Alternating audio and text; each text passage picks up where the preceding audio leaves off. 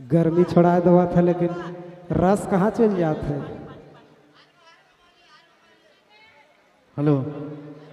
कैसे लग आयो मने बाबा मने दीदी मने बुच्चू मने ठीक लग नहीं और चाहिए एक बेर ठीक है और एक बेर एगो हमर कयुग दादा कर गाना फिर से ओकर बाद में हमरा कर एगो गाना ओकर बाद में हमरा कर नमिता उरांव रवि के कुडुक लेके आवे सुंदर से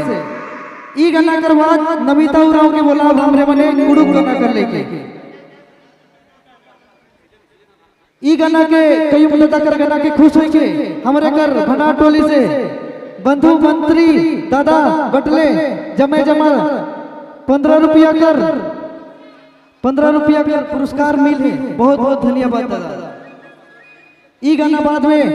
कुडू गाना ले तैयार रहा है नहीं सिर्फ एगो। चलो बहुत बहुत धन्यवाद। चलो भैया एगो फरमाइश है कबे से बैठल रहे से बड़ा से भाई मांगा था ठेठ ठेठ चाहिए रे राम देखो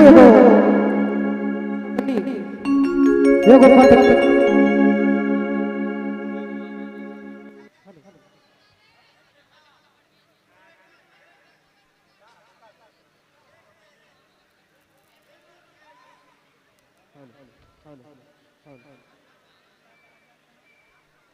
hello hello hello hello hello hello hello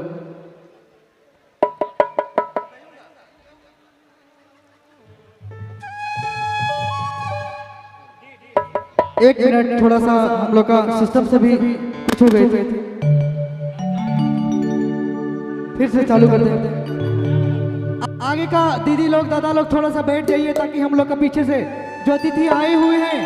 वो लोग को देखने में परेशानी ना हो। थोड़ा थोड़ा बैठ जाइए आप लोग हल्का हल्का करके बाकी पीछे वाला को डिस्टर्ब हो रहा है या फिर आप लोग खड़ा होकर देखिएगा तो आप लोग पीछे होकर देखिए खड़ा होकर अच्छा से और अच्छा एक घर की तरह चलाना है। तो लीजिए फिर से हमारे बीच में हेलो हेलो चे हो चलो आजकल सारी भांडू के बड़ा चलती है एक बेर हो एक चाहे अरे दिया घरी घरी फोन करे सारी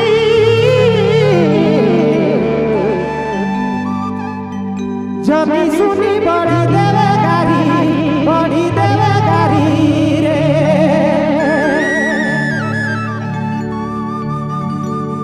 जब भाग कहेला भूखे राख कहेला